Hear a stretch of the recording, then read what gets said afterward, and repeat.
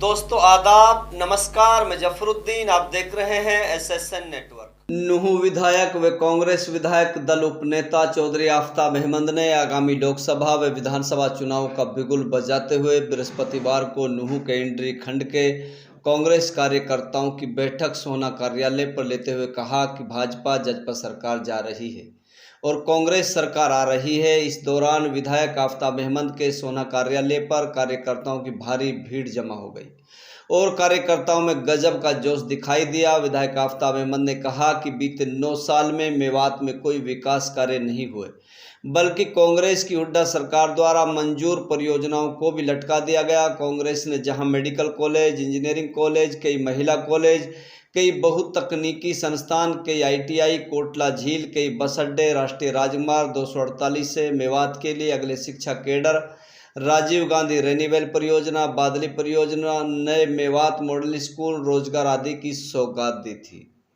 कांग्रेस ने Kendriya Vidyalaya Salaheri, driving training school Chhapera, Nagina में MDU regional centre, Nuh में प्राथमिक स्कूल और मेवात केनाल की मंजूरी दी थी।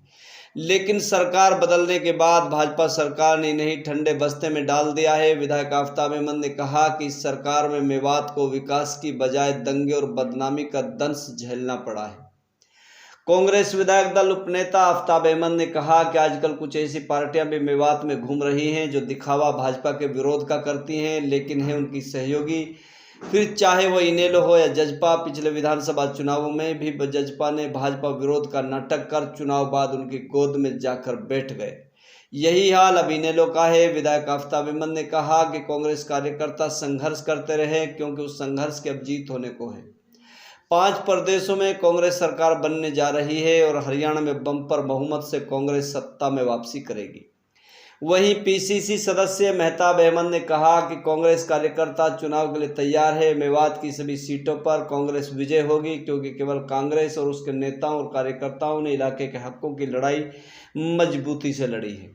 कांग्रेस सरकार बनने पर सभी को उचित मान सम्मान मिलेगा और रुके हुए विकास कार्य फिर से शुरू होंगे। आफ्ताब अहमद ने कांग्रेस कार्यकर्ताओं की पीठ थपथपाते हुए कहा कि वे उनकी रीढ़ की हड्डी हैं और जो मान सम्मान उन्हें दिया है उतना ही वो अपने कार्यकर्ताओं के मान सम्मान का ख्याल रखते हैं। उन्होंने कार्यकर्ताओं से आगामी लोकसभा व विधानसभा चुनाव की तैयारी में जी जान से जुटने को कहा है, ताकि देश व प्रदेश से भाजपा सरकार का सफाया हो सके। देखिए आगे की रिपोर्ट और देखते रहिए आपका अपना भरोसेमंद YouTube channel SSN network. Rahul Gandhi जिंदाबाद, श्री खड़गे जिंदाबाद, चौधरी भूपेंद्र सिंह हुड्डा जिंदाबाद, भाई उदय भान जिंदाबाद और भाई कांग्रेस कार्यकर्ता जिंदाबाद। उसके 2 नारे लगाओ, कांग्रेस कार्यकर्ता जिंदाबाद। हिंदुस्तान में कोई लड़ाई लड़ रहा है तो एक राहुल गांधी लड़ रहा है लड़ाई आपके साथ। अगर इस नफरत की लड़ाई को तोड़ने का काम किया है वो राहुल गांधी ने किया, जिसने भारत जोड़ो यात्रा के माध्यम से बहुत लोगों को गुमान था कि 2024 में बीजेपी तो फिर से आ जाएगी। क्या रहा कर्नाटका में, क्या रहा हिमाचल में, और आज साथियों आपके बीच में कह रहा हूं 5 सीटों 5 राज्यों में कांग्रेस की सरकार बनेगी और उस चीज के लिए राहुल गांधी जो है उसके सबसे बड़े योद्धा बन के निकलेंगे। और वो किस राजनीति की, कि नफरत के खिलाफ की राजनीति, महंगाई के खिलाफ की राजनीति, बेरोजगारी के खिलाफ की राजनीति। और आज जो दमन किया जा रहा है, आज लोगों को उम्मीद नहीं है न्यायालयों से भी, लोगों को उम्मीद नहीं है किसी भी अपने सरकारी संस्थाओं से, और जो भी संवैधानिक संस्थाएं उनसे भी उम्मीद टूटती जा रही है।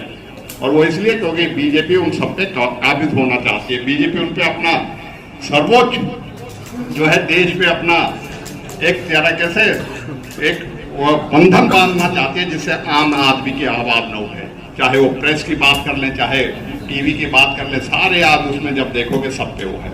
तो साथियों, जिन लोगों ने ये समझा था कि हम सदा मदा बैठे रहेंगे, आज क्यों राहुल गांधी की कभी सदस्यता निरस्त करते हैं, कभी झूठे मुकदमों में 54 घंटे उनसे पूछताछ करते हैं, क्यों अशोक गहलोत के यहाँ हर रोज छापे पड़ते हैं, क्यों बघेल के यहाँ छत्तीसगढ़ में छापे पड़ते हैं, क्यों कमलनाथ के यहाँ छापे पड़ते हैं। आप समझ सकते हो कि ये ED CBI की और इनकम टैक्स की सरकार के माध्यम से, ये जैसे महाराष्ट्र में इन्होंने सरकार बदली है, समझते हैं पूरे हिंदुस्तान का आदमी जो है दबाव की राजनीति में और उसमें आएगा। लेकिन मैं समझता हूँ हिंदुस्तान की जनता ने बहुत ऐसे समय देखे हैं, इन्होंने जब अंग्रेज भगा दिए तो ये तो हमारे जो है बीजेपी जैसी पार्टी है, इसको हराने में तो आप देख रहे हो शुरुआत हो चुकी है। और उस शुरुआत में आपका योगदान के लिए आज ये विदेश लेके जाना है। और संदेश ये है कि हमें कांग्रेस के शासन उसके लिए काम करना है, उसके लिए कार्य करना है, और अपने हलके में और अपने हलके के बाहर भी अपने साथियों को और जोड़ने का काम करना है, जिससे कि हम मिलके कोरोना आया, जहां लोग एक दूसरे को अपने को भी, मैं अगर दुर्भाग्यवश किसी की मौत भी हो गई थी तो उससे भी पीछे भाग रहा था, लेकिन हम अपने साथियों सहित आप सबके बीच में रहे, क्योंकि उसकी मुकाबला हमें मिलके करना था। उसका मुकाबला हमने आप सबके सामने अभी एक और बड़ी दुर्भाग्य घटना हुई, और घटना क्या हुई है तो सरकार की कराई हुई प्रायोजित घटना थी। नूह में जो दंगा हुआ, आप देख सकते हो कि किस तरीके से षड्यंत्र रचा गया था।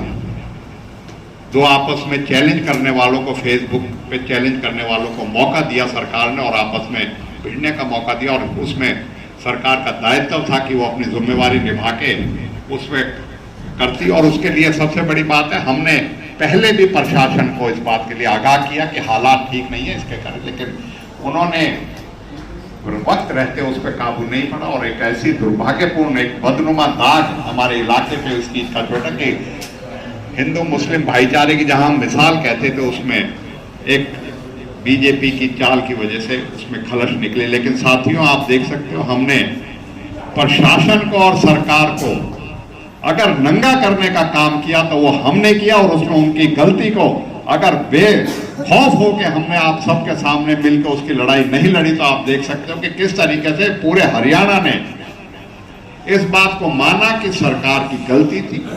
और इसमें दो समुदायों की लड़ाई नहीं थी, ये कोई हिंदू मुस्लिम का झगड़ा नहीं था, ये झगड़ा था दो ऐसे समूह का जो एक दूसरे को फेसबुक पे चैलेंज कर रहे थे, और जो फेसबुक पे चैलेंज करके जिनको सरकार के संज्ञान में भी था, लेकिन सरकार ने उस चीज को होने दिया, और बड़ी दुर्भाग्यपूर्ण घटना हुई, लोगों की जान गई, माल का नुकसान हुआ।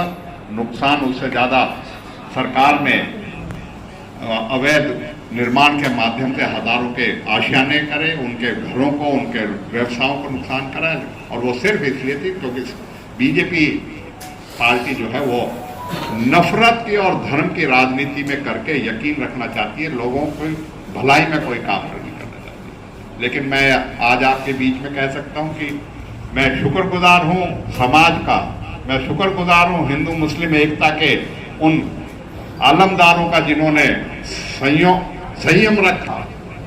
मैं